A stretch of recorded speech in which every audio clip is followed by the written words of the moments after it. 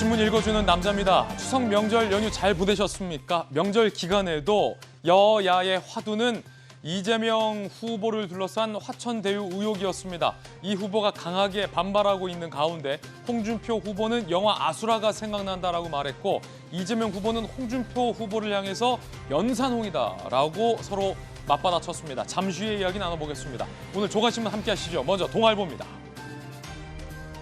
이재명, 대장동은 잘한 일이다. 이낙연, 일확천금 사건이다. 내일부터 본격적으로 시작되는 호남 경선을 앞두고 이재명, 이낙연 1, 2위가 충돌을 하고 있습니다. 대장동 개발 의혹, 이번 경선의 최대 변수, 어쩌면 본선에서의 변수가 될 수도 있겠습니다. 이재명 후보는 11건의 글을 직접 올리며 반박에 나섰습니다만, 이낙연 후보는 그럼에도 불구하고 화천대유 등이 일확천금을 거둔 사실은 변함이 없다며 의혹을 본격적으로 제기하고 있는 그런 상황입니다. 잠시 후에 상세한 이야기 나눠보겠습니다. 다음 신문입니다. 이번엔 경제지 한번 준비했습니다. 한국경제입니다. 2030 우리 젊은 층들이 신용대출, 신용융자 3배 늘어서 3.4조, 고피 풀린 주식 B2 틀어막는다, 증권사 대출도 묶일 수 있다는 얘기입니다. 빚을 내서 영끌해서 주식에 올인하는 현상, 이거 막겠다라는 겁니다. 금리가 오를수록 큰 빚을 진 가게는 휘청거릴 수밖에 없는데 이미 레드 얼럿, 적신호가 울리고 있는 상황입니다. 다음 신문입니다. 이번엔 조선일보입니다. IAEA가 북핵 경고한 다음 날 문재인 대통령이 UN을 찾아서 종전선언을 또 제안을 했습니다. 논란입니다. IAEA는 북한이 전속력으로 핵 개발을 진행 중이다라고 발표한 지 하루 만이었기 때문입니다. 이 대통령의 종전선언에 대한 의미도 있겠으나 미사일과 북한의 핵 개발에 대해서는 구체적인 언급을 안 했다라는 점이 논란의 대목입니다. 다음 신문입니다. 이번엔 한국일보입니다. 추석 감염 우려가 현실화. 이대로면 하루 확진자 3,000명까지 번질 수 있다. 연휴 4일간 확진자 요일별 최다치를 기록했습니다. 코로나 검사량이 추석 내 30% 정도 줄었는데도 요일별 최다 수치가 나왔다는 건 코로나 검사량이 정상화되면, 즉 오늘부터 확진자 수가 2,500명에서 3,000명 사이로 급증할 수 있다는 얘기입니다. 이래저래 걱정입니다. 지금까지 신문 읽어주는 남자였습니다. 오늘 아침 함께하신 전문가들 소개해드리겠습니다. 강력계 형사 출신의 변호사 박성배 변호사님, 바르다 박선생, 박정화 전 청와대 대변인 나오셨습니다. 돌직구쇼 강철부대 해병대 출신의 부산 전재수 의원, 그리고 돌직구쇼 원년 멤버 보도본부의 박소윤 차장 나왔습니다. 어서 오세요.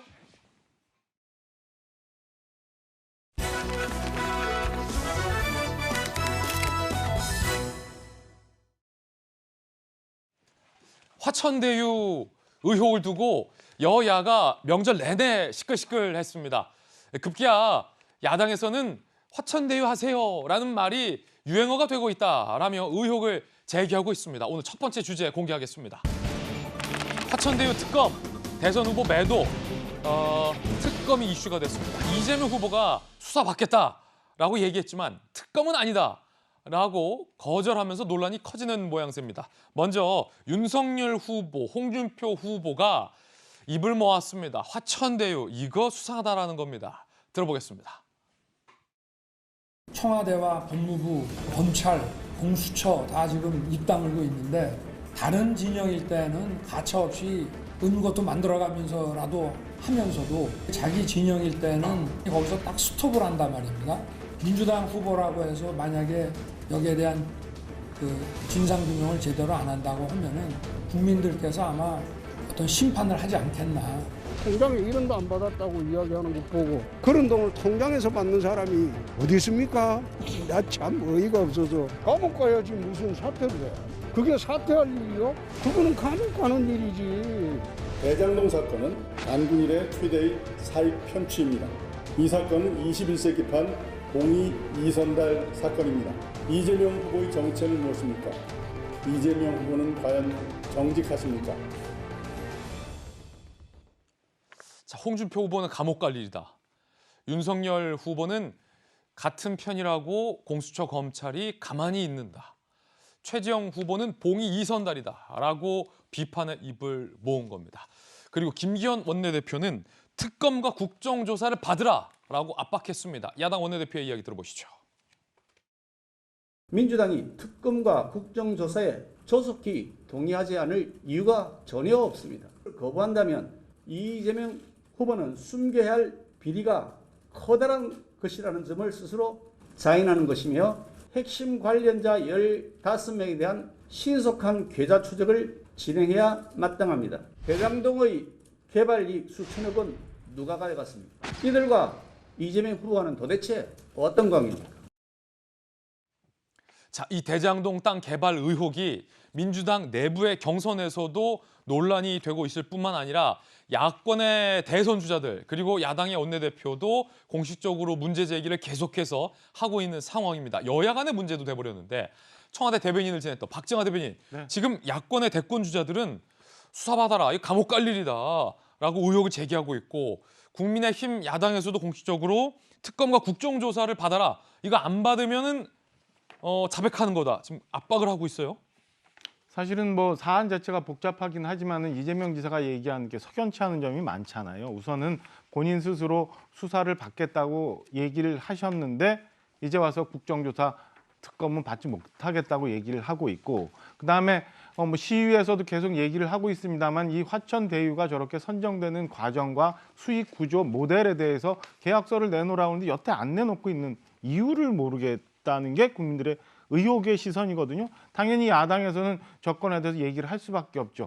이재명 지사는 공공개발과 민영개발을 같이 해서 성남시에 5,500억을 갖다 줬다고 얘기는 합니다만 사실을 역으로 얘기하면 5,500에서 지금 화천대유가 수익을 얻었다는 한 4,000억까지 포함해서 1조 이상을 사실은 공영개발을 제대로 했으면 성남시가 다 1조 이상을 수익을 받아야 되는 거고, 그렇지 않고 민영개발을 했으면 민영개발하는 업자들한테 이 안에 무슨 기부 체납권이나 아니면 기반시설 조성권이나 등등, 그리고 토지를 성남시가 일부 반발하는 토지주한테 이 수용을 했대요. 강제 수용을 했고, 그다음에 이후에 저 대장지구에 입주한 사람들이 사실은 분양가가 고분양가였을 수도 있는 거거든요. 예. 그렇다면 이 모든 거를 사실은 국민들로부터 돈을 모아서 누군가한테 부당 수익을 얻게끔 했던 거 아니냐, 혹은 더 많은 성남시가 수익을 얻을 수 있는 거를 이런 이상한 틀의 모델을 만들어서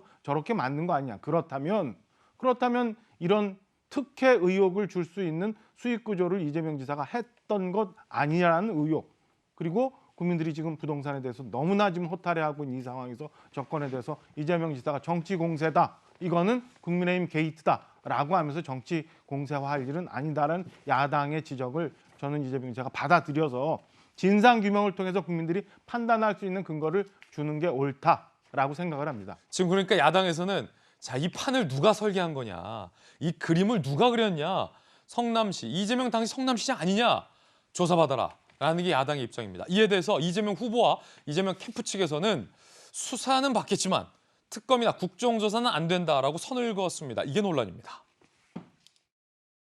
100% 동의한다고 말씀드려서 이미 수사가 진행 중인데 특검이니 국정조사 하겠다는 건 정치 쟁점 만들어서 의심을 확대하고 의혹을 부풀리고 공격하겠다는 거 아니겠어요? 이런 걸 저질 정치라고 합니다. 특검이나 국정조사를 지금 국민의힘이 요구하고 있습니다. 이 사안이 정치적으로 소모되는 것은 저희들은 결단코 반대합니다.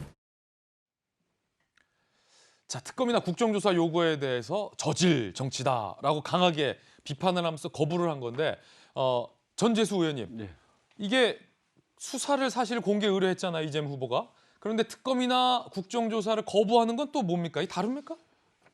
그러니까 이제 이런 거죠. 그러니까 우리가 역대 이제 특검이라든지 국정조사를 보게 되면 대개의 경우에 이제 수사기관의 수사가 미흡하다라고 판단이 됐을 경우에 특검을 한다든지 또는 국회 차원에서 개입을 해가지고 국정조사를 하게 마련이거든요.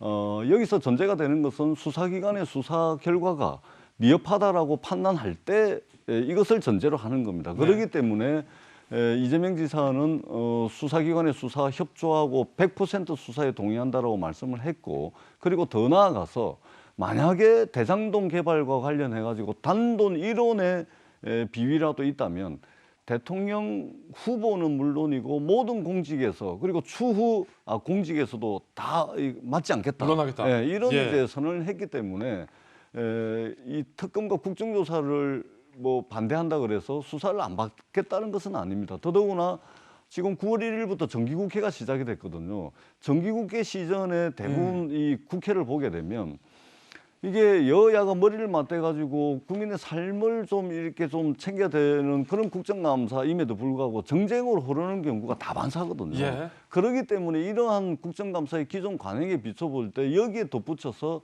특검과 국정조사까지 하게 되면 이것은 완전히 정쟁으로 이게 나를 지세울 수밖에 없다. 이런 이제 판단인 것 같습니다. 그렇군요. 그래서 지금 경찰이 수사에 들어갔습니다. 그리고 검찰이 이제 고소고발장을 접수를 해가지고 곧 배당을 하거든요. 예. 저거는 간단합니다. 압수수색해서 그다음에 저 계약서 확보하고 그다음에 관련자 불러 들여가지고 돈의 흐름만 파악하면 저거는 간단한 문제거든요. 간단한 문제. 예, 그래서 예. 수사기관의 수사를 좀 지켜보고 그래도 국민적 의혹이 풀리지 않는다면 그때는 특검이든 국정조사든 해야 된다고 저도 생각을 합니다. 그렇군요. 자, 박성배 변호사님, 두 가지 질문 드릴게요. 간단하게 좀 답변해 주세요. 요거 수사하는 거, 왜냐면 강력기 형사잖아. 그냥 형사가 아니라. 그러니까 홍준표 후보가 아까 그랬잖아요. 자기 통장으로 1원 한 푼 안 들어왔겠지. 자기 통장으로 돈 받는 바보가 어디 있습니까? 라는 사실은 뭐 근거 없는 의혹을 제기한 건데 만약에 사실일 수도 있으니까 만약에 그런 것까지 수사로 간단히 파악할 수 있습니까? 수사를 통해서 사안의 실체를 파악하기 위해서는 압수수색은 불가피합니다. 압수수색을 통해서 이 사안 전체를 구상해 주도했던 사람이 누구인지를 파악하고 난 다음 그 사람 주변 인물을 조사하고 그 사람 주변 인물을 통해서 또 다른 사업의 실체 관계를 파악해 나간다면 돈의 흐름이 포착될 여지가 있고 그 돈의 흐름 속에서 돈의 귀속 주체가 누구인지를 파악하는 과정을 밟아 나가야 할 텐데 이런 류의 수사는 일단 돈을 쫓는군요. 그렇죠. 이 사건의 경우에도 사실 이재명 지사 측과 화천대유 측 간의 어떠한 금전 관계가 결부돼 있지 않는다면 이 후보의 경우에는 어떠한 형법적인 처벌 사안에 해당하지가 않습니다. 예. 이런 압수수색을 통해서 돈의 흐름을 먼저 파악하고 난 다음 의심스러운 정황이 있을 때 일반적인 사업과 관련한 지출 경비가 아니라 특별히 의심스러운 정황이 포착될 때에는 그 주변 인물들의 자금 흐름을 추적해 나가야 합니다. 즉 연결 계좌를 추적해 나가는 과정에서 혹여나 이 후보 측이 이 사건과 관련돼 연루돼 있지는 않은지를 조사하는 방식을 밟아 나가게 될 텐데 예. 시간은 상당히 오래 걸릴 것 같습니다. 그래요? 돈 흐름 쫓는 게? 예. 하지만 수사의 어떤 로직은 간단하다. 그렇군요. 두 번째 질문. 윤석열 후보와 국민의힘에선 야권의 대권 주자를 공수처가 피의자로 입건하는 것, 증거도 없이 이거 너무 무리한 거 아니냐라는 주장을 했었잖아요. 앞서서 윤석열 후보가 우리한테는 이러면서 공수처 검찰 이재명 후보한테 가만히 있다라는 비판했는데 공수처가 왜 가만히 있는 겁니까? 제가 볼 땐 아직까지는 이 후보와 이 사건과의 연관성을 뚜렷하게 입증할 만한 정황이 제시되지 않았기 때문으로 보입니다. 이 사건의 경우에는 이 지사가 이 사건과 연루돼 있다는 의혹을 받기 위해서는 어느 정도 어떠한 실체 관계가 규명이 되거나 연결되어 있는 사람 또는 자금의 흐름이 규명이 되어야 하는데 그렇지 않은 상황 속에서 여러 가지 정황만 제시되어 있다 보니까 특별히 누군가가 나서서 일정한 정황을 제시하고 고발하지 않는 한은 수사기관이 먼저 이 후보의 이 사건과 관련된 형법적 처벌을 위해 수사에 착수할 가능성은 아직까지는 낮아 보입니다. 누군가가 공수처에 아직 고발은 안 한 것 같다라는 의견 주셨습니다. 그런가 하면 이번 사건과 관련해서 의혹을 받는 인물이 한 명 더 있습니다. 바로 권순일 전 대법관인데 잘 아시다시피 권순일 전 대법관은 이재명 지사의 정치적인 생명줄을 살려준 이재명 지사에게는 굉장히 고마운 인물로 꼽히고 있습니다. 그 권순일 전 대법관이 화천대유의 고문 역할을 했다라는 건데 그의 저서에 이런 재판에 대한 추억이 기록돼 있다고 합니다. 동아일보 보도입니다. 어떤 기록일까? 권순일 전 대법관 지난해 9월 퇴임 전 출간한 저서에 이재명 지사 공직선거법 허위사실 공표 혐의 대법원 전원 합의체 판결 그 재판 그거를 실었다는 거예요. 책에. 법관 생활하며 특히 기억 남는 판결문은 모아 정리했다라고 밝혔습니다. 그러니까 이재명 지사 재판을 기억에 남는 판결로 꼽았다는 겁니다. 거기서의 권순일 전 대법관의 어떤 캐스팅 보트 역할을 인정한 것 아니냐라는 분석 동아일보가 하고 있는데 박소윤 차장, 권순일 전 대법관한테 궁금한 건 이렇게 대법관까지 하신 분이 왜 그 화천대유의 고문으로 가시는가? 삼성도 아니고 김앤장도 아니고 그게 첫 번째 의문이고 그러면 화천대유의 고문으로 가서 대법관까지 하신 분이 얼마를 받나 이게 사실 굉장히 궁금했는데 박소윤 기자 얼마 받았습니까? 제가 받은 거 아닌데. 네, 아니 권순일 전 대법관.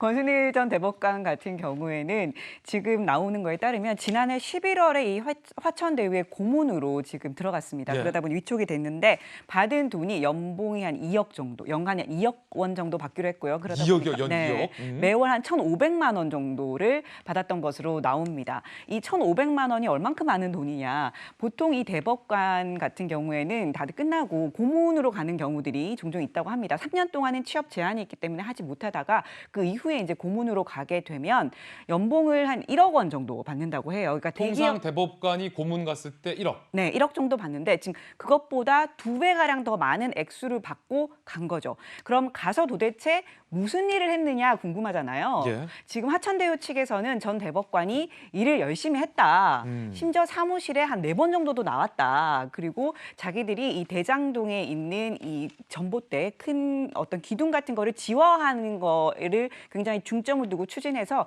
이 부분에 대해서 역할을 좀 해주십사. 어떻게 하면 좋을지 그 자문을 구하기 위해서 모셨다. 이렇게 얘기를 하고 있는데요. 권순일 대법관의 얘기는 좀 다릅니다. 나는 거의 한 일이 없다는 식으로 얘기를 하고 있어요. 그러니까 예를 들면 나는 사무실에 간 적도 한 번도 없고 뭐 그 화천대유 대표가 가끔씩 와가지고 이런저런 얘기하면 들어는 줬고 전화 자문 정도만 했다. 이렇게 얘기를 하고 있어서요. 양측의 얘기가 엇갈리고 있는 상황입니다. 아니 그러면 두 가지 논란인데 이거 한번 보시면서 박소윤 기자 생각은 어떻습니까? 예컨대 이 일을 열심히 했냐, 일을 안 했냐가 화천대유 얘기와 권순일 전 얘기가 다르잖아요.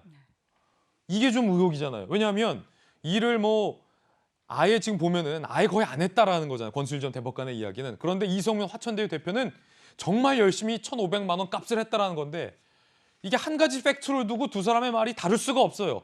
둘 중에 한 명이 사실과 다른 얘기를 한다는 얘기인데 이거 어떻게 다룰 수 있는 건지가 첫 번째고 두 번째는 권순일 전 대법관 얘기대로 맞다고 치더라도 일을 안 하고서 1년에 2억씩을 그럼 받아왔다는 얘기 아닙니까? 이건 문제 없습니까?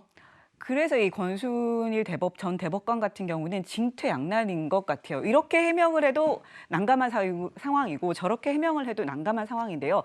예를 들어서 내가 한 일이 없다라고 하면 도대체 그러면 그 돈을 2억 가까운 돈을 연에 2억 가까운 돈을 받고 도대체 안 했으면 이건 뭐냐? 뇌물이냐?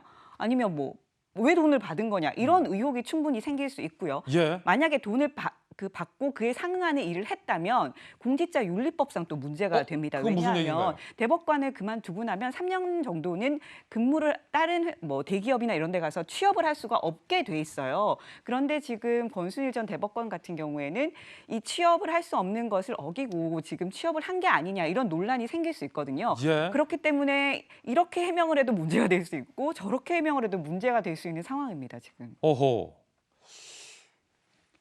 박정호 전 대변인. 네.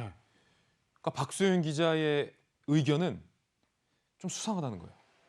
해명이 이래도 좀 수상하고 저래도 수상하다. 사실은 상식적으로 한번 생각해 보죠. 대법관 정도의 이 전직이신 분이 가장 중요한 게 뭐예요? 사회적 평판이에요. 그러니까 일부 존경받는 대법관들은 나가서 바로 변호사 개업도 안 하고 학교에 교수님으로 가거나 아니면 저 지방 가서 아이들 가르치고 이런 일들 하는 건데 글쎄 이 권순일 대법관이 화천대유라는 사실은 이거 듣보잡이거든요. 예. 무슨 삼성, 현대도 아니고 처음 들어보지도 못했던 화천대유라는 회사가 와서 고문을 해달라고 했을 때 아무 생각 없이 고문을 맡았을까? 저는 그 부분이 굉장히 의심스러워요. 그러니까 화천대유에 대한 어느 정도 실체와 그리고 화천대유와 내가 왜 이걸 고문을 받아야 되는지를 알지 않고서는 저는 개발업자가 와서 고문을 해달라고 그러는데 대법관을 하셨던 분이 이걸 덜컥 수락을 했다?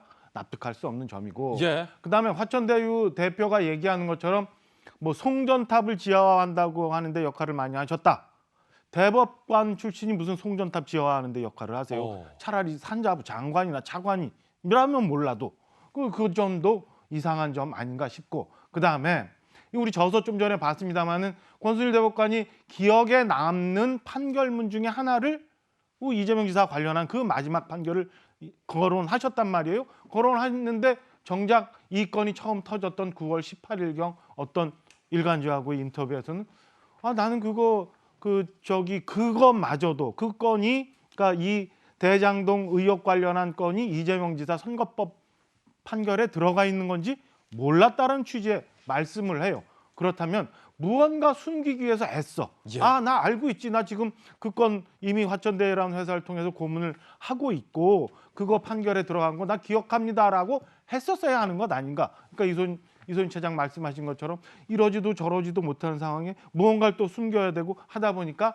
말씀이 좀 꼬이고 있는 예. 것 아닌가라는 생각이 저는 계속 들 수밖에 없는 상황입니다. 전재수 의원께 좀 여쭙고 싶은 게 있는데, 그러니까 권순일 전 대법관이 본인이 판결했던 사건에 들어가 있었던 화천대유의 고문으로 가는 것도 논란인데 그건 그냥 차치하고 다음번에 시간 있으면 하고, 일을 했는지 안 했는지도 말이 엇갈리고 기억이 나는지 안 나는지도 좀 엇갈린다라는 지적이 있는데, 야당에서는 이거 솔직히 이재명 지사 도와주고 보훈으로 2억 받은 거 아니냐 이런 의혹도 있어요. 야당에서는 뭐 충분히 그런 의문을 제기를 할 수가 있습니다. 소위 말해서 이제 한마디로 이야기하자면 재판 거래한 거 아니냐. 예. 그러니까 이재명 지사의 이제 재판을 말하자면 3심인 대법원에서 잘 해주고, 그리고 그 대가로 이재명 지사가 권순일 대법관을 화천대유에 말하자면 취직시켜줬다는 그런 의혹이죠. 근데 이것은 이제 전혀 말이 되지가 않습니다. 이재명 지사는 권순일 대법관과 전혀 인연이 없다라는 말씀을 드리고요. 그리고 이 화천대유의 대주주인 김모 씨가 이미 언론에서 이야기를 했습니다. 자기가 이 화천대유의 대주주인 김모 씨는 법조 출입 기자를 했는데 그때 권순일 대법관과 인연이 있었다라고 머니투데이. 예, 그렇습니다. 그래서 이제 영임을 했다라고 이야기를 한 것이고, 그리고 더더구나 중요한 것은 권순일 대법관은 2014년도 9월 달에 박근혜 대통령에 의해서 대법관으로 임명되신 분이에요. 그러니까 이재명 지사하고는 뭐 인연이 있을래야 있을 수 없는 그런 관계다라는 말씀을 드리고, 권순일 대법관은 일을 했든 안 했든 1,500만 원 받았습니다. 저건 분명히 아마 문제가 될 겁니다. 그래서 이 부분에 대한 권순일 대법관의 명쾌한 해명이 필요하고, 그다음에 지금 사람이 많이 등장하거든요. 그러니까 권순일 대법관이 대법원 판결을 통해서 이재명 지사와 관계 있는 거 아니냐, 이제 이런 의문을 이제 야당과 또 일부 언론에서 제기를 하는데, 그동안 이 비슷한 언론의 보도가 많았습니다. 예를 들면 이재명 지사의 아들이 화천대유에 근무한다더라. 근데 사실 아니었지 않습니까? 오히려 곽상도 의원 아들이 2015년도부터 7년 동안 거기 근무했다는 사실이 드러난 것이고, 그다음에 경기도 연구원장이었던 이재명 지사의 측근인 이한주 경기 연구원장이 거기에 화천대유에 그 친형제가 근무한다라고 또 언론 보도가 나왔는데, 알고 봤더니 그 이한주 경기연구원장은 외동아들이었단 말입니다. 이것도 허위 사실로 드러났죠. 형이 없었다. 그렇죠. 그다음에 유동규 성남도시개발공사 사장이 이재명 캠프의 정책본부장으로 근무한다. 이것도 또 대대적으로 보도가 됐는데, 알고 봤더니 그것도 사실무근이에요. 근데 그거는 이제 사실무근으로 다 밝혀지고, 알고 봤더니 곽상도 의원도 이 화천대유의 대주주가 법조 출입 기자 할 때 곽상도 검사와 인연을 맺은 관계, 이것도 이제 대주주가 이야기를 했지 않습니까? 오히려 곽상도 의원이라든지 박영수 특검도 박근혜 대통령께서 특검으로 임명을 한 겁니다. 그다음에 권순일 대법관도 박근혜 대통령께서 2014년도 9월 달에 임명을 한 겁니다. 그러니까 사람이 많이 등장하는데 자꾸만 뭔가 관계가 있는 거 아니냐, 이런 냄새를 피우는 보도만 이제 나오지, 나중에 확인해 보니까 전부 사실무근이고, 특히 조선일보 같은 경우는 이재명 지사 아들 건과 관련해 가지고 이재명 지사에게 직접 사과까지 했습니다. 그렇죠. 그렇기 때문에 팩트를 하나씩 좀 살펴보고, 여기에 SPC가 등장하고 PFB가 등장하고 돈이 수천억이 등장하고 막 굉장히 복잡한 일이거든요. 그러다 보니까 무슨 의혹이 있는 것처럼 느껴지는데, 차근차근 하나씩 팩트를 좀 체크해 나가면서 좀 지적을 하고 보도를 해야 되지 않을까, 이런 생각을 하고 있습니다. 전재수 의원님의 의견은 권순일 대법관과 이재명 지사는 연관이 없다. 개인적인 어떤 인연이 없다라는 의견도 들어봤습니다. 이번에는 홍준표 후보가 이재명 후보의 이 화천대유 대장동 땅 개발 의혹에 대해서 이렇게 비판을 했습니다. 영화를 언급했습니다. 홍준표, 토건비리 커넥션은 바로 이재명 시장이 주도해서 저지른 대장동 개발 비리 사건입니다. 그렇게 당당하면 왜 특검을 못 받습니까? 뻔뻔스럽습니다. 꼭 아수라 영화를 보는 기분입니다. 라고 비판을 했는데 박소윤 기자, 영화 아수라, 황정민 씨가 주연했던 것 같긴 한데 이게 무슨 내용인지 모르는데 왜 여기서 영화 아수라가 나온 겁니까? 네, 정우성 씨도 나왔는데요. 정우성 씨도, 예. 네, 지금 이 영화의 그 배경이 되는 도시가 바로 안남시입니다. 안남? 네, 안남 비슷하죠. 성남, 안남. 네, 안남시입니다. 이 도시의 배경이 경기도에 있는 한 도시 이렇게까지 나와요. 그래요? 경기도에 네. 있는 안남. 네, 그렇습니다. 여기가 바로 그 부동산 개발, 신도시처럼 개발을 하겠다라는 목표를 가지고 있는 시인데 이 시의 시장이 바로 황정민 씨입니다. 황정민 씨가 악덕 시장으로 나와요. 자, 이거 영화 내용이에요. 네, 영화 내용입니다. 악덕 시장으로 나오고 죄송합니다. 안남시를 개발하기 위해서 이제 각종 비리를 저지르기 시작합니다. 여기에 그 안남시장이. 네, 안남시장이 그다음에 건설 회사, 조포, 정치인 다 붙어가지고 같이 비자금을 형성하는 그런 내용이 이 줄을 이루는 그런 내용이거든요. 거기에 배신과 배반 이런 것들이 얽혀지면서 좀 잔인했던 기억이 나는 영화인데 그 영화를 아수라 영화인데 이걸 아마 홍준표 전 그 대표가 이렇게 부각을 시킨 거는 아마 이게 역시 부동산 비리 사건 아니냐 이런 거를 좀 부각을 시키기 위해서 이 영화를 좀 가져다 와서 인용한 게 아닌가 싶습니다. 자, 요거는 이제 홍준표 후보의 생각이에요. 영화 아수라의 한 장면 준비했습니다. 함께 보시죠. 60대 분당 신도시를 딱 만드니까 지금 어떻게 됐습니까? 지금은 천당 위에 분당 아닙니까? 우리 안남도 나중에 한번 보십시오. 전국에서 돈 사들고 덤벼드는 부자 동네. 저 박성배가 이 손으로 꼭 한번 만들어 보겠습니다. 박성배 변호사님. 안남시장 이름이 저기선 박성배인데 혹시 성남에 사십니까? 그거 아니죠? 아닙니다. 자, 박소윤 기자 얘기는 홍준표 후보가 이 영화 아수라를 꼽은 이유는 경기도에 있는 도시 이름이 안남으로 비슷하고 그 영화의 소재도 부동산 개발을 안남시장이 추진하는 과정에서 이 비자금을 둘러싸고 여러 이 어두운 커넥션들이 모여서 만드는 걸 홍준표 후보가 인용한 거다라고 어떤 유사점을 말해줬잖아요. 박성배 변호사가 보기에는 자, 이 영화 아수라와 이 의혹에 대해서 어떻게 보십니까? 사실 이 영화를 보지는 않았습니다만 이 영화와 이 실제 사안이 어느 정도 유사한지는 저도 판단하기가 어렵습니다.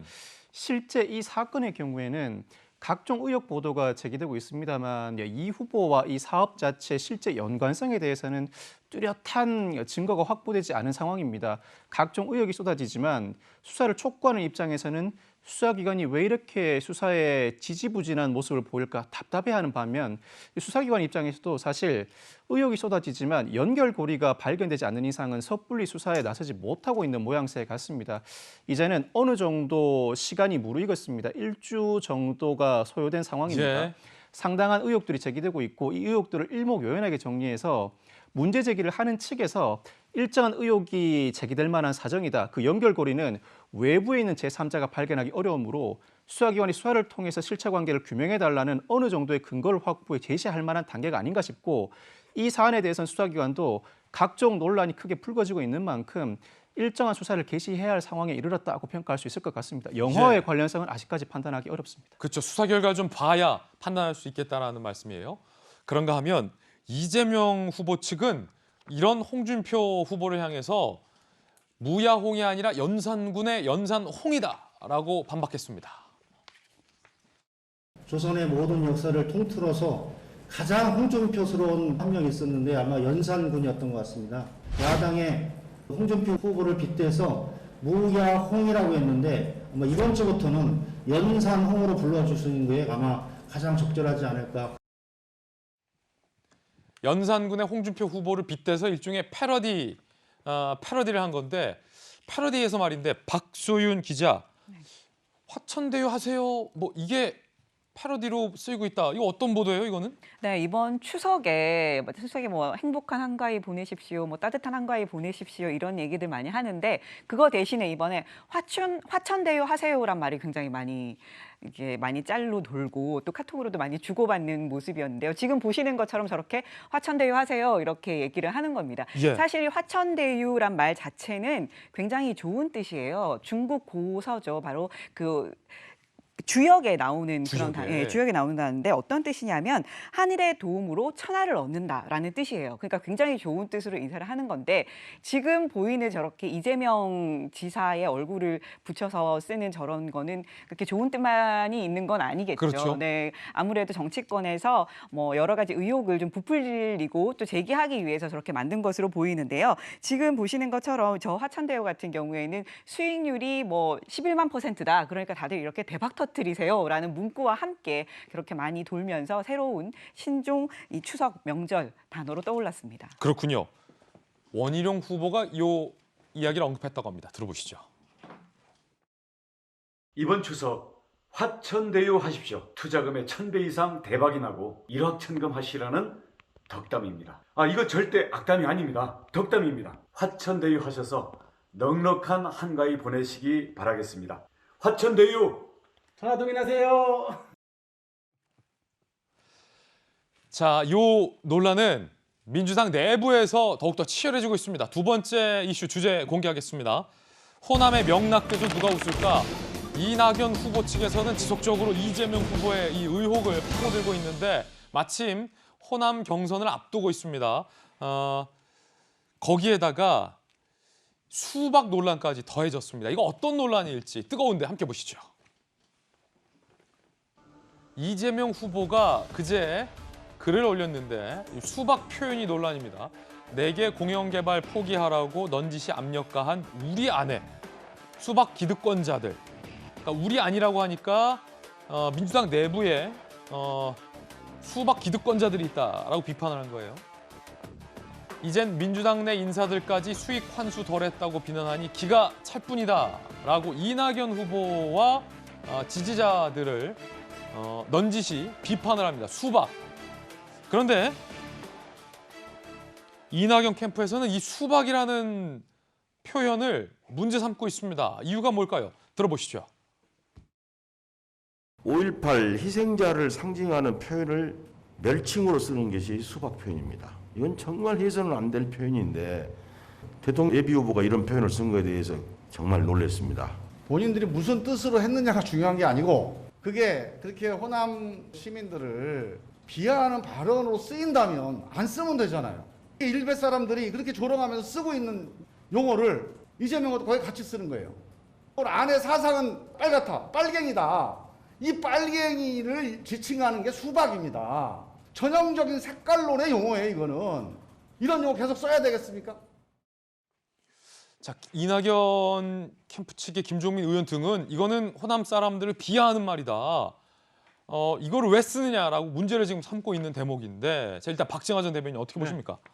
일단은 지금 그 민주당 경선이 호남의 대회전을 앞두고 저는 수위를 넘고 있다고 생각을 합니다. 그래서 과연 경선이 끝나고 나서도 이게 이 후폭풍이 없을까라는 생각인데요. 일단 이재명 지사 측에서는 수박이라는 거는 겉과 속이 다른 사람을 지칭하는 거다라고 주장을 하고 있어요. 그리고 이낙연 후보 측에서는 좀 전에 김종민 의원 얘기 들은 것처럼 수박이라는 표현은 굉장히 5.18 희생자들을 폄훼하는 멸칭이다. 이런 얘기 쓰면 안 된다라고 얘기하는데 제가 볼 때는 이재명 후보가 이 화천 대유 건과 관련해서 굉장히 긴장 내지는 지금 상황 추이를 심각하게 보고 있는 것 같다는 생각이 듭니다. 굉장히 좀 선을 넘고 그다음에 정면 돌파하겠다는 의지를 보여주는데 이게 저는 좀 문제가 되는 게 뭐냐면 처음에는 이재명 후보 측 캠프 내에서 저런 수박이라는 표현이 나왔어요. 예. 그래서 이낙연 후보 측에서 이 수박이라는 건 이런 뜻이니까 쓰지 말라고 대변인 간 논쟁이 좀 있었거든요. 그래요? 앞서서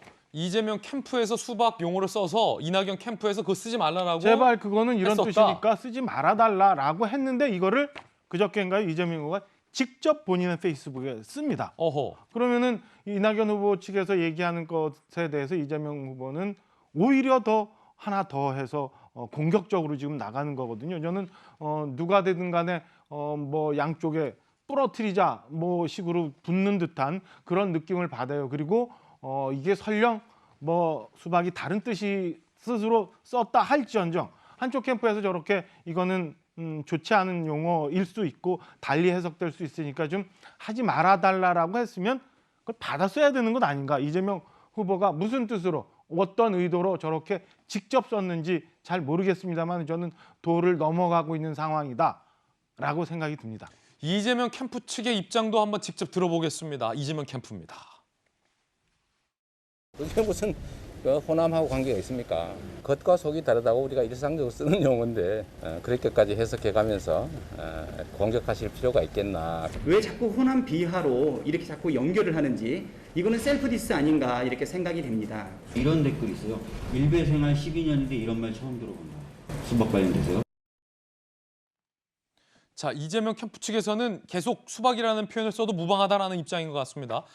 박소윤 기자, 이낙연 캠프 측에서 이재명 캠프 측에게 수박이라는 용어를 자제해달라고 이 논란, 그러니까 지사가 직접 수박 말을 쓰기 직전에 그런 논란이 있었습니까?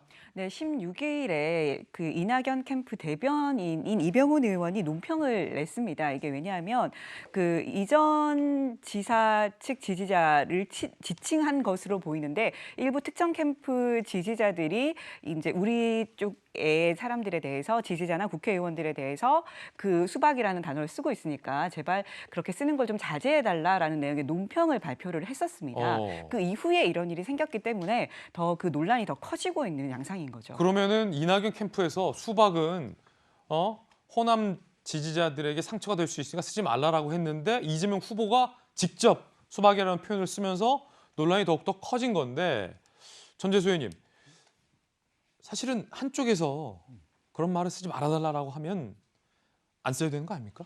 근데 그런 말을 쓰지 말아달라고 한 것도 제가 이 자리에서 처음 들었거든요. 그래요? 네, 그러니까 논평은 그렇게 했을 수도 있는데 그 논평을 다 인지하고 있느냐 못하고 있느냐는 다른 차원의 문제죠. 다른 문제다. 예, 그렇기 때문에 아마 호남 경선이 이제 곧 있습니다. 25일 날 광주 전남에 있고 26일 날 전북에 있기 때문에 호남 경선을 앞두고 어떻든 이제 추격하는 2위 후보는 1위 후보와 이게 논쟁점을 만들어야 되고 그런 차원에서 그동안도 여러 차례 백제 발언도 있었고 여러 차례 이제 뭐 단어 또는 뭐 말의 맥락에 대해서 이제 공방이 있어 왔기 때문에 그 차원의 연장선상에서 아마 두 캠프 간의 설전이 이어지는 것 같고요. 저는 뭐 그렇게 이해를 합니다.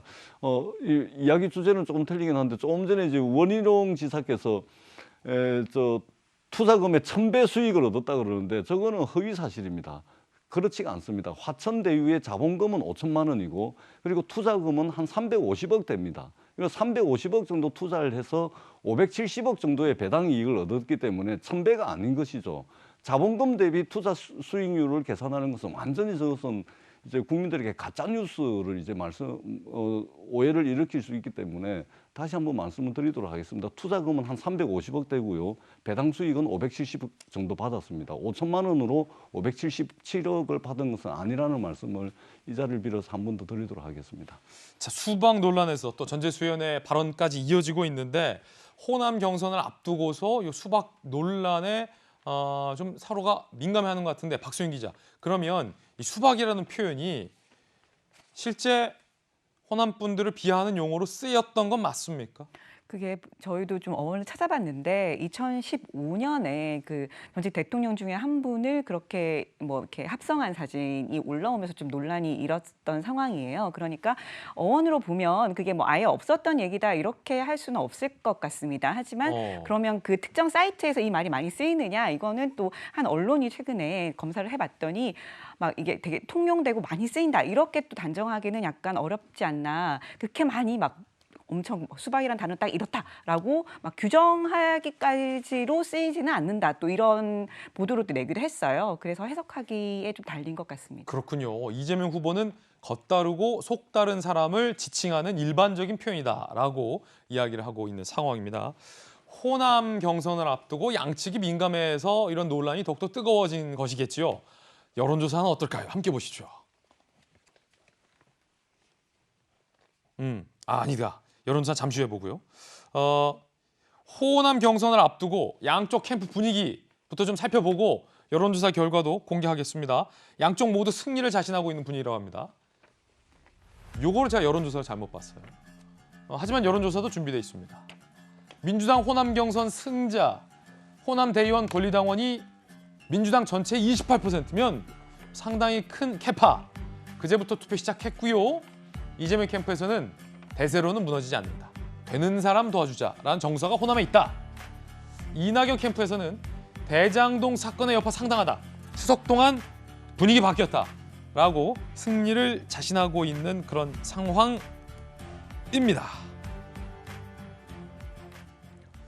자, 잠시 후에 여론조사 결과도 한번 보겠습니다. 그런가 하면 이재명 후보는 이낙연 캠프에서의 이 화천대유 문제 제기에 대해서 이렇게 반박하고 있습니다. 들어보시죠.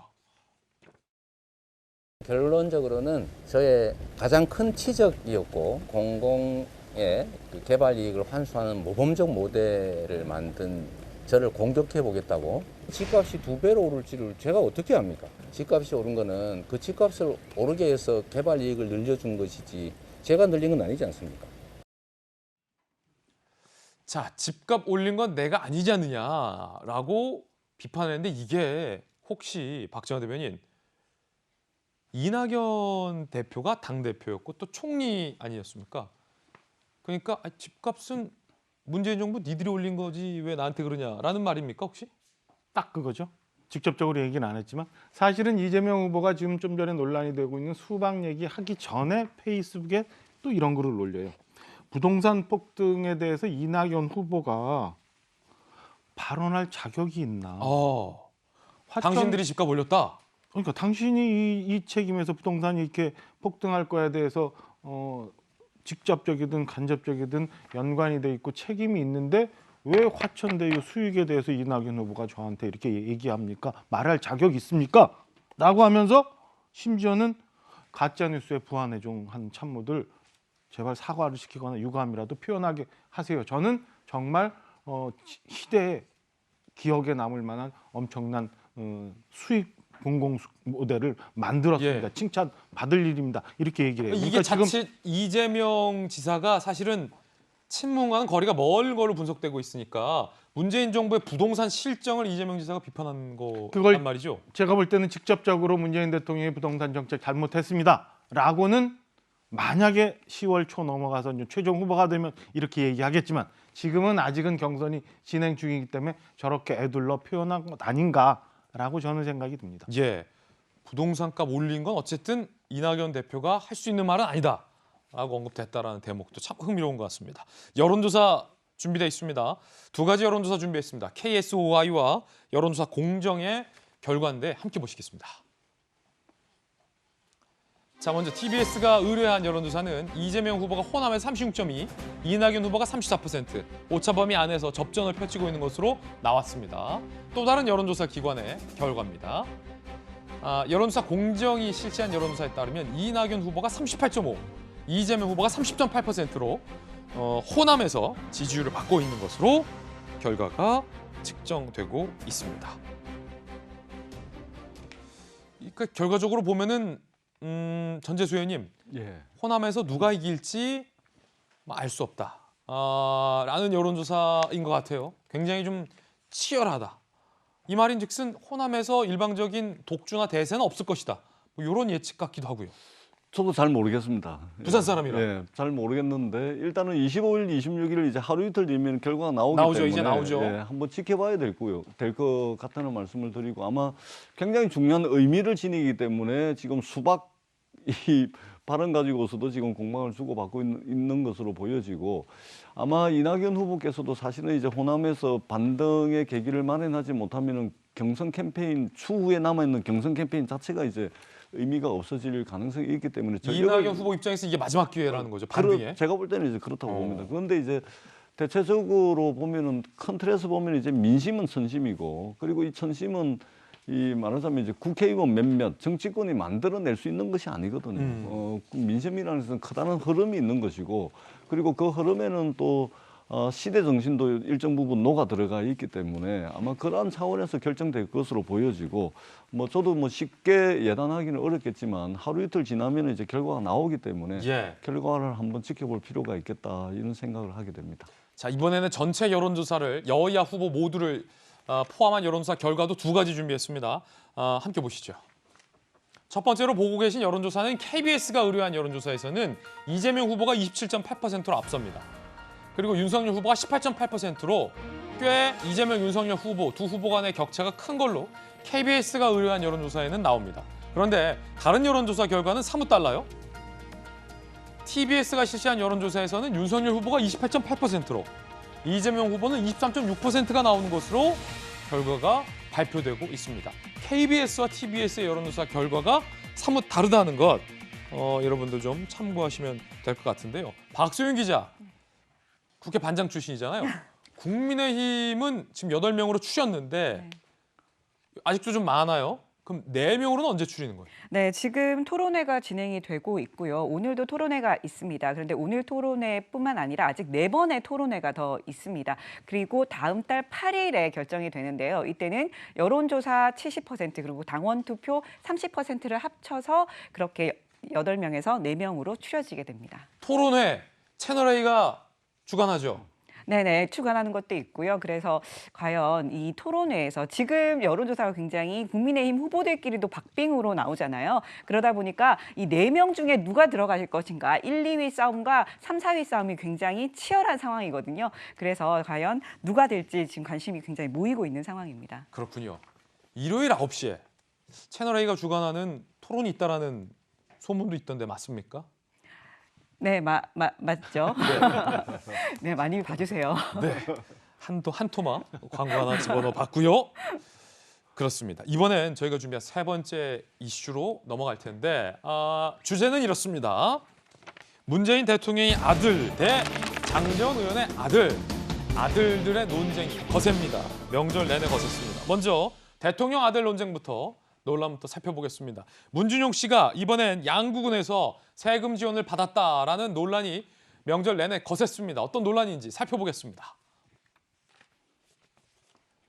문준용 씨, 이번엔 양구군에서 세금 지원, 곽상도 국민의힘 의원실의 문제 제기인데, 자, 박소윤 기자, 세금 7,089만 원 논란, 이번엔 어떤 논란인가요? 네, 지금 보시는 것처럼 지난해 5월에 그 강원도 양구군에 박수근 어린이 미술관이 개관이 됩니다. 당시에 이 개관할 때 그러면 어떤 작품을 좀 전시를 할까를 논의를 했는데 이때 바로 이 문준용 씨의 작품이 선정이 됩니다. 이 문준용 씨의 작품을 설치하고 구입하고 하는데 한 7,089만 원이 배정이 된 거죠. 이를 두고 이 어떤 작품인가 하고 봤더니 이 박수근 화백의 이 그림에다가 손전등을 지금 비춰요. 저렇게 한낙 비춰서 움직이는 보여주는 그런 작품인데 이걸 하는데 한 7천만 원 정도의 세금이 지원이 된 겁니다. 그러다 보니까 이 국민의힘 야당 측에서는 혹시 이게 대통령의 아들이라서 이렇게 지원이 받은 거 아니냐, 양구군에서 그것 때문에 이 문준용 씨의 작품을 선정한 거 아니냐, 이런 논란이 지금 제기가 되고 있는 겁니다. 그렇군요. 자, 이에 대해서 논란이 제기되고 있다는 건데 김재원 최고위원이 이렇게 지금 지적을 합니다. 함께 보시죠. 미술관 소개글에 선생과 동시대 활동했던 근현대 미술가들의 작품 전시한다고 돼 있다.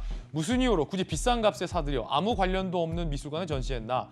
양구 군수 2017년 대선 당시 문 후보 선대위 본부장을 역임했다. 의혹을 제기했고 김영환 전 의원은 양구군의 지원을 합하면 2년 동안 2억 184만 원 상당의 지원금을 문준용 씨가 배정받았다라고 지적을 했습니다. 이에 대해서 문준용 씨는 작품을 구입한 거다. 내 작품을 구입한 거다. 좀 뭘 알고 논쟁하라라고 맞대응하고 있는 상황인데요. 강력계 형사 출신의 박선배 변호사님, 그러니까 야당의 문제 제기는 이런 것 같아요. 왜 문준용 씨가 대통령 아들이 그 콕콕 다 지원받냐? 잘 찾아서 이렇게 다 대통령 아들이라서 지원받는 거 아니냐? 네. 라는 게 야당의 의혹인 거죠. 그렇습니다. 특별히 이 사안과 관련해서 이 업체 선정 과정, 즉 이 전시와 특별히 관련되지 않은 문준용 씨가 선정된 것 자체가 특혜가 아니냐는 취지의 주장을 하고 있습니다. 그렇지만 양구군청은 아름다운 사람들이라는 업체가 그동안 전시 일을 잘 해왔고 그 업체 작가 선정 일체를 맡긴 상황이었다. 우리는 선정된 작가에 대해 예산을 지급하는 업무만 담당했을 뿐 독자 선정, 즉 작가 선정은 아름다운 사람들이라는 업체가 전적으로 담당해왔기 때문에 우리의 업무와는 무관하다는 취지의 주장을 하고 있습니다. 일종의 세금 지원이라고 표현하니까 상당히 자극적으로 들리긴 하는데 문준용 씨 입장에서는 작품을 구입하는 것에 불과한데 무슨 세금 지원이냐고 반박을 하고 있지만 또 다른 일각에서는 이 행사 자체가 박수근 화백을 기리는 자리 행사 자리였다. 문준용 씨와 특별히 관련성이 있지도 않은데 선정된 것 자체가 의문이고 그렇다면 단순히 작품 구입 수준을 넘어서서 일정한 특혜 의도가 있었던 것 아니냐라고 지적을 하고 있습니다만 아직까지는 의혹 단계라는 말씀을 드려야 할 것 같습니다. 박정하 전 대변인은 어떻게 보십니까? 글쎄요, 문준용 씨의 예술적인 능력과 예술가에서의 평판에 대해서는 잘 모르겠어요. 그런데 제가 만약에 문준용 씨고 문준용 씨 주변에 있는 사람이라면 그런 거 자꾸 하지 말라고 할 것 같아요. 왜 이렇게 정치적 논란을 자꾸 만드는지 잘 모르겠어요. 그거 본인이 그렇게 안 하더라도 주변에 정말 지원을 받아야 되는 거고 작품을 누군가가 사줘야 꼭 작품 활동을 할 수 있는 그런 동료 예술가들이 있다면 그런데 지원을 해주고 기회를 주는 게 옳지 특정해서 내가 계속 나는 당연히 예술적인 감각과 훌륭한 예술가니까 당연히 받아야 된다라고 생각하는 것 자체 그리고 논란이 됐을 때 저렇게 정치적인 논란 한가운데 여전히 계속 들어오는 문준용 씨가 제가 볼 때는 그렇게 합리적이고 슬기롭게 사안을 대응하고 있다라고 생각들지 않습니다. 전재수 의원은 어떻게 보십니까? 저도 이제 문준용 씨를 몇 차례 본 기억은 있는데요. 아, 그래요? 네, 굉장히 그 자존감이 센 분이에요. 그러니까 이제 아버지가 대통령이라서 어떻게 이게 그런 이제 스타일이 전혀 아니죠. 아주 독립성도 강하고 그런 분인데, 근데 기본적으로 이제 대통령의 아들이라 그래서 특혜는 있으면 절대 안 되죠. 예. 그렇다 그래서 예술가로서 대통령 아들이 사는 삶의 방식에 대해서도 어떤 이제 과도하게 관심을 가지거나 또 불법이 있는 것도 아닌데 이렇게 자꾸만 이제 정치적 평가를 하는 것은 진중권 씨 말대로 문준용 씨가 세계적 예술가는 아닐지언정 그래도 미래가 기대되는 이런 이제 젊은 작가다 이렇게 평가를 하지 않습니까? 그러니까 문준용 씨 개인의 예술적 능력, 미학적 평가를 정치적 평가로 이제 대체할 필요는 없겠다 그런 생각이 들고 적어도 이전에 대통령의 자제분들, 아들들 이런 사람들이 돈과 관련된 비리라든지 이런저런 비리들이 많았지 않습니까? 그런 삶을 살지 않고 예술가로서의 삶을 살고 있는 것이기 때문에 저는 너무 과도하게 대통령 아들이라서 관심 받는 건 좀 이제 자제돼야 되고 그리고 중요한 것은 우리나라의 이제 미술품이라든지 예술품이 사실은 이제 공공 영역에서 많이 소비가 되고 있고 그리고 또 어떤 큰 건물이 들어서게 되면 반드시 국회라든지 이 주상복합 아파트라든지 이런 것들이 들어서게 되면은 일정 전체 공사 비용의 몇 프로까지는 예술 작품, 문학 작품 이런 것들을 구매를 해야 되거든요. 그런 차원에서라도 관의 영역 또는 이제 이런 데서 이제 미술품이라든지 예술 작품을 구매하는 것은 전혀 문제가 없다. 그런 측면에서 이제 윤석열 캠프에서도 논평을 낸 하루 만에 그 논평을 철회를 하지 않았습니까? 그래서 우리 사회 이제 예술가들에 대한 시각을 너무 과도하게 정치적으로 해석하고 정치적 평가를 하는 것은 좀 과도하다 이런 생각을 하게 됩니다. 예전에 한번 논란이 됐었잖아요. 이철희 청와대 수석이 문준용 씨에 대해서 세계적으로 인정받는 아티스트다라고 얘기했는데 사실 그 정도까지는 아니다라는 논란이 일었었잖아요. 아니 사실은 세계적인 예술가가 되기 위해서라면 해외 활동을 많이 하면 되잖아요. 우리 최근에 얼마 전에 영화 활동에서 윤여정 선생이나 이런 게 영화제, 그다음에 젊은 우리 예술가들 무슨 음악 콩쿠르 가서 수상 받아와서 큰 예술가들이 되고 하는 것들을 많이 봤는데 그렇게 하면 되지 왜 굳이 국내에서 이렇게 활동을 하면서 돌아다니면서 논란을 만드는지 잘 모르겠어요. 그리고 좀 전에 우리가 자막으로 봤습니다마는 저 논란이 있을 때 문준용 씨가 그렇게 얘기를 하잖아요. 작품이라는 건 원래 세금으로 사는 거다. 글쎄 어떤 상황에서 어떤 논리 구조로 이런 얘기를 하는지 저는 잘 이해를 못하겠다라는 생각이 들고요.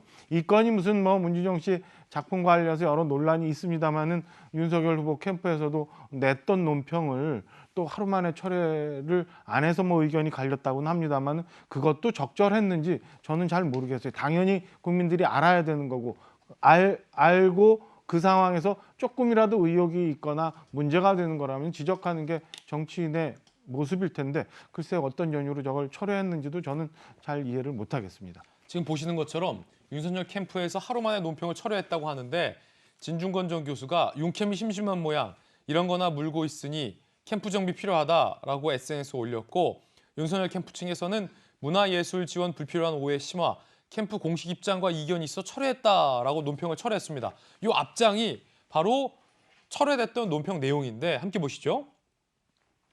문준용 씨가 세계적 예술인이 맞다면 도대체 왜 국민 혈세로만 지원받는가?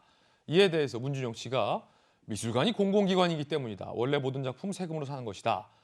자, 박소윤 기자, 윤캠에서 저 논평을 왜 하루 만에 철회한 거죠? 아마 그 내부에서도 논란이 있지 않았을까요? 지금 말씀하신 것처럼 어쨌든 문준용 씨도 대통령의 아들이기 이전에 작가잖아요. 작가로서 자신의 예술 활동을 하는 거고 그럼 뭐 아버지가 대통령이면 아무 활동도 하면 안 되는 건 아니잖아요. 그렇기 때문에 어떤 구체적인 의혹이나 뭐 연결고리가 있는 게 아닌 상황에서 본인이 작품 활동을 하고 지원금을 받고 하는 것 시 무슨 문제가 되겠냐라는 지적이 아마 있지 않았을까요? 내부적으로. 그러다 보니까 또 진중권 교수도 또 이 부분에 대해서 또 얘기를 하고 여러 가지 좀 부적절했다라는 논란이 있다 보니까 아마 이렇게 철회하는 심지어 윤 전 총장이 직접 이를 또 철회하는 그런 발언까지 하는 상황이 빚어지지 않았나 싶습니다. 근데 이 캠프라는 게 이런 논평을 내려면 어쨌든 후보의 이름으로 나가잖아요. 예. 그러다 보니까 이런 논평이 나오기 전에 이런 어떤 논평을 쓸 것인가 이에 대해서 이건 논평을 낼 것인가 말 것인가를 서로 머리를 맞대고 논의를 해야 되는데 이런 과정을 제대로 거치지 않고 뭔가 철회할 논평이 나온다는 것 자체는 캠프 내에서 좀 문제가 있는 게 아닌가라는 논란이 들고요. 그리고 문준용 씨 같은 경우에 지금 자신의 입장에 대해서 페이스북으로 글을 밝혔잖아요. 이 부분을 보면 뭐 모든 작품은 다 세금으로 산다라고 했지만 그거는 사실은 아니죠. 어쨌든 문준용 씨 입장에서도 굉장히 억울한 부분이 있을 것 같습니다. 하지만 기존에 이제 국민들이 대통령의 아들에게 또 바라는 입장 같은 게 좀 있잖아요. 너무 일일이 하나하나 더 대꾸를 하고 반발을 하다 보면 일이 더 커질 수도 있으니까 서로 좀 자제를 하면 어떨까라는 생각이 듭니다. 예, 윤석열 캠프의 상황실장인 장제원 의원의 아들 노엘 씨의 무면허 운전의 경찰 폭행 논란까지 함께 살펴보겠습니다. 장제원 아들 노엘 무면허 운전의 경찰 폭행. 장용준 씨 래퍼인데 장제원 의원의 아들입니다. 2019년 9월 음주운전, 운전자 바꿔치기 혐의로 징역 1년 6개월에 집행유예 2년이 선고된 바 있습니다. 그런데 지난 18일 오후 10시 30분, 밤 늦은 밤이죠. 음주운전 집행유예 중 무면허로 교통사고를 냅니다. 그런데 문제는 음주 측정을 요구한 경찰의 머리를 들이받아서 현행범으로 입건이 됐습니다. 경찰 폭행 시비까지 이뤘다는 겁니다. 자, 윤석열 캠프 내부에서 장제원의 거취를 결정해야 된다는 목소리도 나오고 있다라고 보도가 나오고 있습니다. 조선일보 보도에 따르면 1차 컷오프서 윤 후보가 1위 자리를 가까스로 지켰지만 장 실장의 체제에 캠프 성적표란 점에서 쇄신 필요하다는 공감대가 형성. 논의 거쳐서 거취를 결정할 예정이다라고 아들의 문제가 아버지의 거취에도 영향을 미치고 있다는 보도가 나오고 있는 건데, 자, 박성배 변호사님, 일단 장용준 씨, 노엘의 이번 사건은 어떤 사건입니까? 이 사건은 사안 자체가 가볍지는 않습니다. 일단 면허 없이 운전했으니 도로교통법상 무면허 운전인데 거기다 음주 측정을 거부했습니다. 이 도로교통법상 음주 측정 거부는 법정된 최고 혈중 알코올 농도 0.2%로 운전한 경우와 유사한 법정형이 규정돼 있습니다. 예. 상당히 중하게 처벌할 뿐만 아니라 다행히 누군가를 다치게 하진 않았다고 우선 치더라도 통상 자동차 종합보험에 가입돼 있으면 상대방의 차를 손괴한다고 하더라도 형사처벌을 받지 않습니다만 무면허 상태였으니 자동차 종합보험에 가입되어 있을 리가 없고 이에 예. 따라 누군가의 차량을 손괴한 도로교통법 위반죄로도 처벌될 가능성이 충분히 있습니다. 거기에 가장 중요한 문제는 현장에 출동한 경찰을 폭행한 공무집행 방해죄가 되겠죠. 사실 이 사안들 전반을 놓고 보면 적어도 징역 1년은 선고될 만한 사안인데 문제는 집행유예 기간 중입니다. 지난 2019년 음주운전 등으로 형 선고를 받은 상황입니다. 집행유예 기간 중에 범한 죄에 대해서는 다시 집행유예를 선고하지 못합니다. 여러 죄가 경합된 이번 사건에서 재판부가 벌금형을 선택하지 않는 한은 징역형을 선고할 수밖에 없습니다. 즉 징역형의 집행유예가 아닌 징역형의 실형을 선고할 수밖에 없고 1년 정도의 실형이 선고된다면 더 큰 문제는 기존에 유예됐던 형의 집행유예도 취소됩니다. 즉 기존에 징역 1년 6월을 선고받았던 그 형과 이번에 선고받을 형을 합쳐서 실형을 복역받을 가능성이 상당히 높고 그렇다면 그 복역 기간이 상당히 길 가능성이 높다고 평가할 수 있습니다. 왜냐하면 앞서서 징역 1년 6개월이 선고됐지만 집행유예 2년을 풀려났고 그 기간 중에 무면허로 운전을 하고 음주 측정을 거부하고 경찰관까지 폭행했으니 앞선 1년 6개월에 이번에 더해질 예상하건대 실형이 나온다면 집행유예로 풀려나기 힘들고 상당 기간 실형을 살 가능성이 크다. 집행유예 선고는 원천적으로 불가능합니다. 집행유예 기간 중에 범한 죄에서는 집행유예를 선고하지 못한다고 형법에 규정되어 있기 때문에 이 사안에서 재판부가 벌금형을 선택하지 않는 이상은 실형 선고는 자명한 사실이고 기존 집행유예도 취소됩니다. 그렇지만 벌금형을 선택할 만한 사안은 아닌 것으로 보입니다. 음주 측정을 거부한 이유가 무면허이기 때문에 음주 측정을 거부하고 경찰관을 폭행한 겁니까? 아니면 혹시 저 운전도 음주운전인 겁니까? 일단은 무면허 운전 상태인데다 그 당시 현장에 참석했던 사람들의 진술에 따르면 누가 봐도 음주운전을 한 것으로 보인다는 상황으로 진술을 하고 있습니다. 그렇다면 이 장영준 씨 입장에서는 무면허 운전인데다 기존에 음주운전 등으로 처벌받은 전례가 있고 집행유예 기간 중에 또다시 범죄를 저지른다면 중형 선고가 불가피하다는 사정을 본인도 알고 있었을 겁니다. 술에 취한 상태였었고 경찰관이 음주 측정을 요구했을 때 측정에 응해서 음주운전 수치가 일정 수준 이상 나오게 된다면 자신이 중한 처벌을 받는다는 상당한 두려움 때문에 현장에서 음주 측정을 거부하고 경찰관을 폭행하게 이르지 않았나 추정합니다. 참 사실 이게 상식적으로 쉽게 나올 수 있는 행동은 아닌데 박소영 기자, 면허가 정지된 상황, 그러니까 무면허에서 핸들을 잡고 왜냐하면 사고라도 난다면 보험이 안 되기 때문에 피해 금액도 엄청날 거고 혹시 인명이 다칠 수도 있기 때문에 이 무면허로 핸들을 잡는다는 것 자체가 굉장히 대범한 행동이고 거기에 음주 측정을 거부하고 경찰관을 때린다는 것도 어찌 보면 상당히 아나무인적인 태도인데 이번이 처음이 아니다. 2019년 9월 그때는 무슨 일이 있었던 겁니까? 네, 그때 아까 말씀하신 것처럼 2019년 9월에 장 씨가 그 서울 마포구에서 오토바이와 충돌하는 사고를 냅니다. 그때도 굉장히 논란이 컸던 게 운전자 바꿔치기를 해요. 자신이 마치 운전하지 않은 것처럼 해서 결국 그때 당시에 징역 1년 6개월의 그 집행유예를 받은 거거든요. 당시에 파장도 컸습니다. 그때 그 장제원 의원이 대변인을 맡고 있었는데 대변인직에서 내려오게 되죠. 그러다 보니까 이번에도 좀 어떤 파장이 있는 거 아니냐 이런 논란이 지금 일고 있는데요.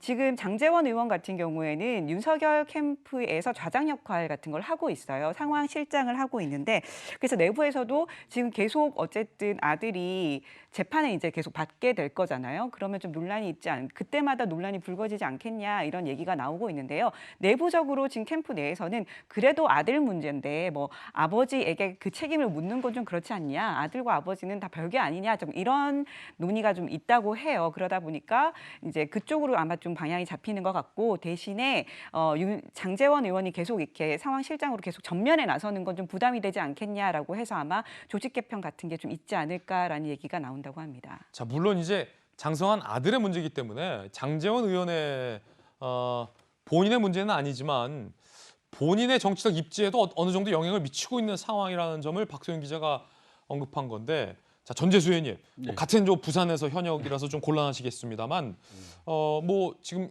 2019년에도 음주운전, 운전자 바꿔치기 이것도 상당히 좀 대범하고 이번 행동들도 박선배 변호사의 말에 따르면 결코 죄질이 가볍진 않다는 행동들이에요. 그러니까 이제 자식을 키우는 부모 입장에서 보면 사실은 자식 문제가 이렇게 돼버리면 부모 입장에서는 속이 디비지는 거죠. 예. 참 이게 그런 측면에서 보면 좀 안타까운 일입니다. 안타까운 일인데 그러나 이제 그 자식들도 있잖아요. 우리 아버지가 이 공익을 위해서 일하는 국회의원이고 선출직 공직자다. 그러니까 그 자식된 도리로서 나의 자세와 태도, 행동 거지가 어때야 되는지를 한번 고민을 해야 돼요. 그다음에 이제 이게 그 한두 번이 아니지 않습니까? 얼마 전에는 또 재난지원금 받은 국민들을 대상으로 기분 좋아가지고 재난지원금 받은 국민들이 공중제비 돈다 이러고 그 비아냥거리는 거거든요. 그럼 국민 88%를 전부 비하하는 겁니다. 그러니까 이게 문제는 뭐냐면 한두 번이 아니라는 측면에서 자식 문제이기 때문에 우리 국민들이 이 자식 문제이기 때문에 아버지에게 모든 책임을 지우는 것은 너무 크다, 큰 부담을 지우는 거다라고 평가를 할 수 있지만 이게 한두 번 된 문제가 아니라 좀 이 부분에 있어서는 아마 장제원 의원이 정치적 책임은 아마 져야 될 것 같고 그리고 이게 앞으로가 더 문제인 것 같아요. 이게 계속해서 이렇게 문제가 돼버리면 아들이 결국은 아버지의 정치적 진로나 뭐 이런 것들을 굉장히 이제 막아버릴 가능성이 있는 거거든요. 그래서 국민들께서 있잖아요. 받아들일 수 있고 국민들이 이해할 수 있고 양해할 수 있는 수준이라는 게 있습니다. 젊고 혈기왕성하기 때문에 실수할 수 있습니다. 잘못할 수 있어요.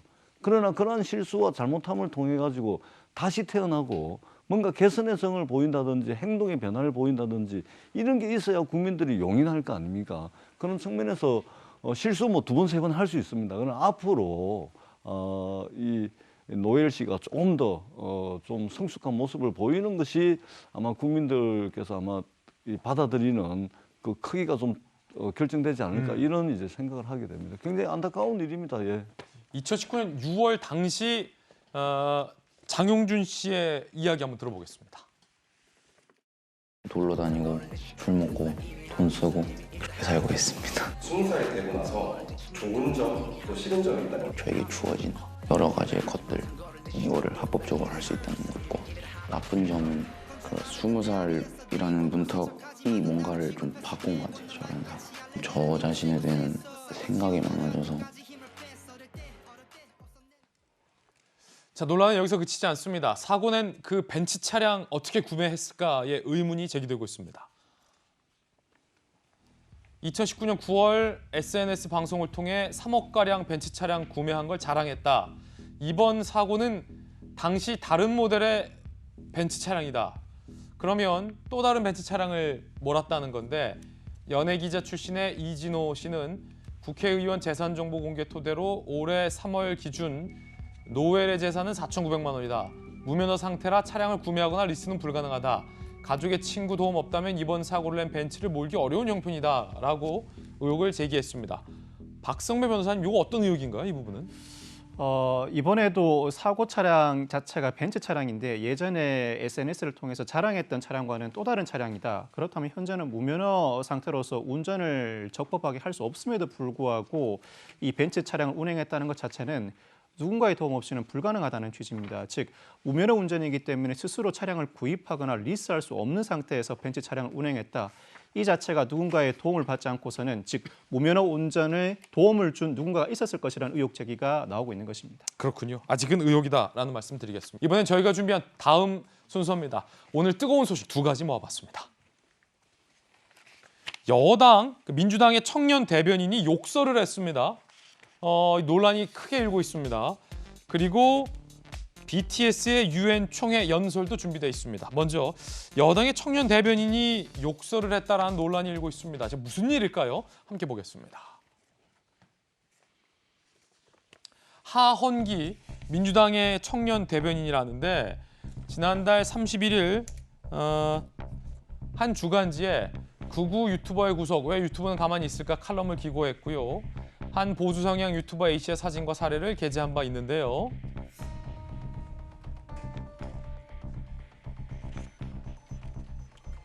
자, 윤정섭 개그맨이 과거 A씨로부터 비판당한 하 대변인이 언론사를 이용해 사적 안가품을 한 것이다라고 공개적으로 이 하헌기라는 대변인에 대해서 비판적인 얘기를 합니다.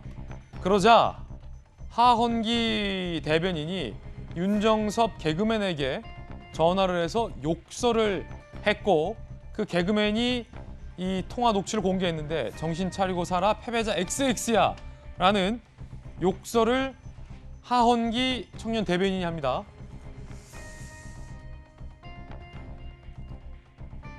이야기 들어보시죠. 왜 전화했어? 야, 개. 어? 나한테 왜 욕을 해? 너한테 욕을 하지 곱게 얘기할게. 정신 차리고 살아 이 새끼야. 이 패배자 새끼야. 끊는다. 뭡니까 이거?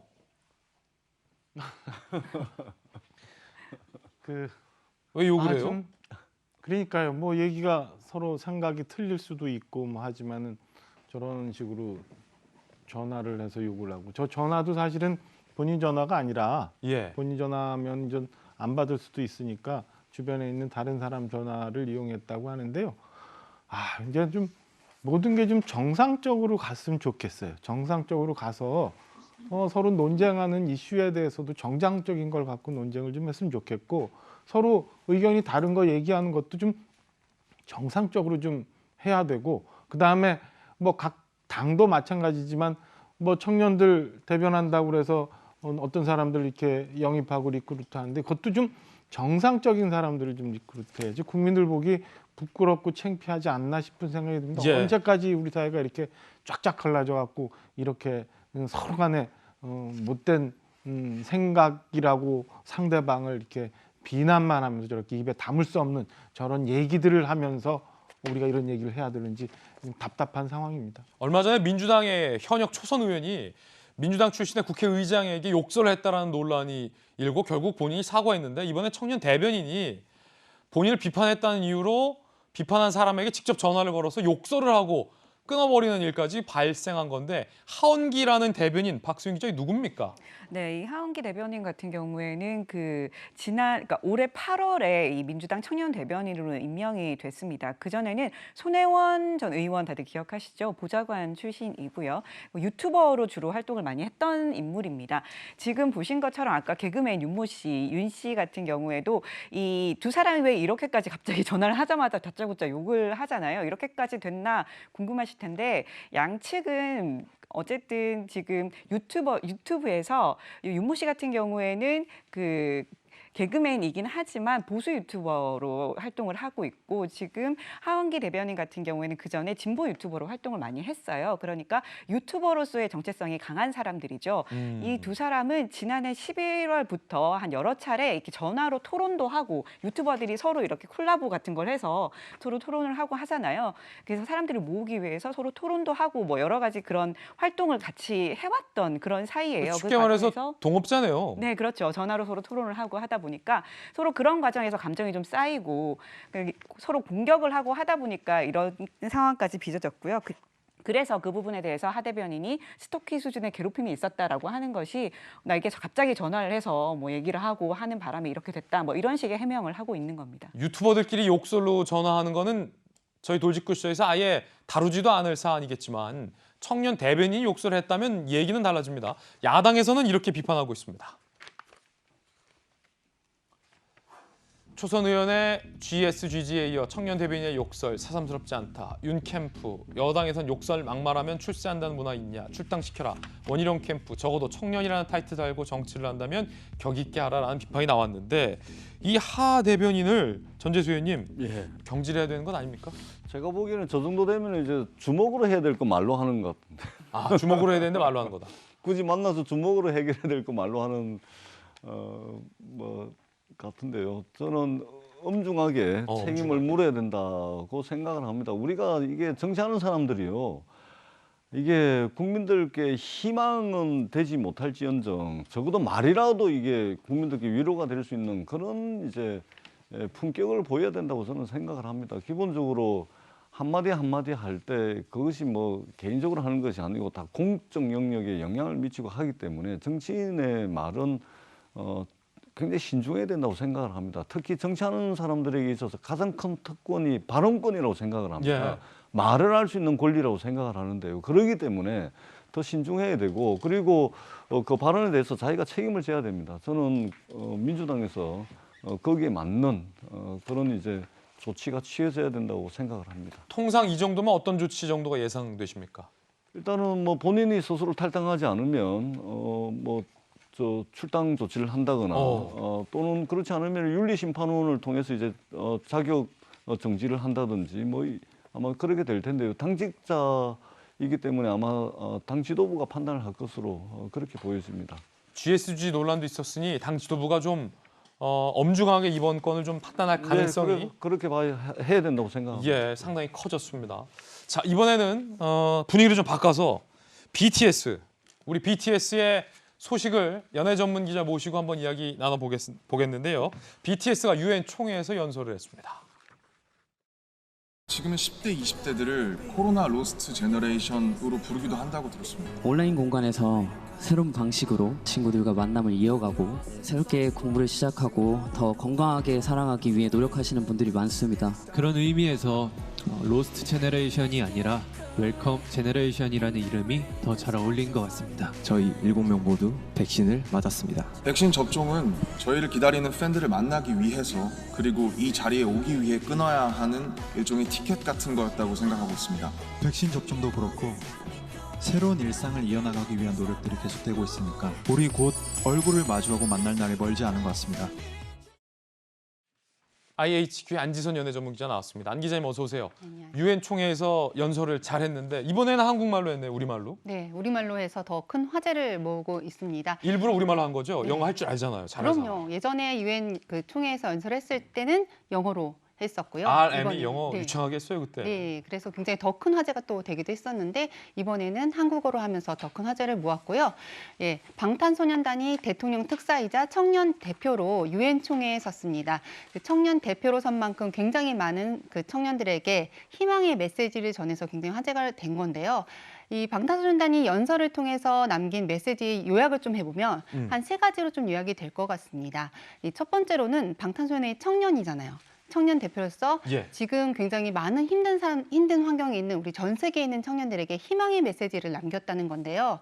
10대나 20대나 사실 이제 코로나로 굉장히 힘든 시간을 보내고 있고 어른들이 봤을 때는 이 코로나 로스트 제너레이션이라고 해서 굉장히 잃어버린 세대라는 표현을 쓰고 있는데 그렇지 않다. 우리는 웰컴 제너레이션이다 하면서 굉장히 청년들에게 지금 엔딩이 아니라 앞으로 더 나아가자. 그리고 손을 맞잡고 굉장히 희망찬 메시지를 전달을 했습니다. 이 연설을 유튜브에서 몇 명이 시청했다고요? 거의 100만 명이 가까운 전 세계에 있는 100만 명이 굉장히 많은 분들이 각 나라의 국가의 대통령들이 아닌 우리 방탄소년단이 멈추게 하고 보게 했다는데 굉장히 큰 화제를 모으고 있고요. 100만 명이 유튜브로 봤으면 김진애 돌직구쇼 시청자 유튜브 수랑 굉장히 휩싸네요. 네, 그러네요. 앞으로도 공 하나 사이밖에 안 나잖아. 그래서 뉴욕타임스나 굉장히 외신들도 이거에 대해서 굉장히 높게 평가하면서 국가 정상들이 아닌 우리 방탄소년단이 이렇게 모든 이들을 붙잡고 이야기를 듣게 했다. 굉장한 효과다라고 이야기를 하고 있고 지금 이 무대에서 그 총회에서 이야기를 한 후에 이 UN 총회를 배경으로 굉장히 많은 그 퍼포먼스를 했단 말이에요. 그 사전에 촬영한 영상을 보여준 퍼포먼스를 했는데 그 영상은 무려 1,200만 명이 시청을 했습니다. 그렇군요. 퍼포먼스. 네네. 이 UN 본부 앞에서 BTS가 뭔가 퍼포먼스를 했다라고 합니다. 그 영상 직접 보시죠.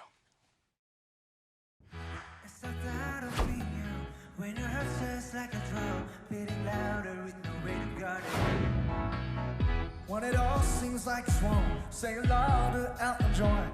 We don't need to worry, 'cause where we from, we know how to land.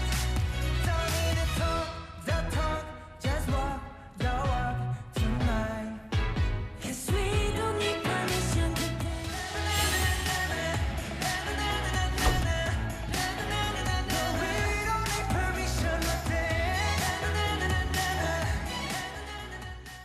아니 운제 저희 가서 또 뮤직비디오를 찍었대요. 네, 굉장히 시간이 촉박했을 텐데 가자마자 저거 찍은 거죠. 도착하자마자 찍었다고 하고요. 즉석에서? 네, 가자마자 UN 총회를 배경으로 이런 퍼포먼스를 펼칠 수 있는 우리 청년 대표가 우리나라 BTS에서 굉장히 우리 그 국민들 모두 영광이다라는 표현까지 쓰고 있는데요. 금방 보신 영상 1,200만 명이 봤다고 말씀드렸잖아요. 저게 혹시 우리 저 서울시청 앞에서 찍은 게 아니라 미리 그럼요. 직접 가서 UN 본부 앞에서 찍은 거예요? 네, 도착하자마자 찍었다고 하고요.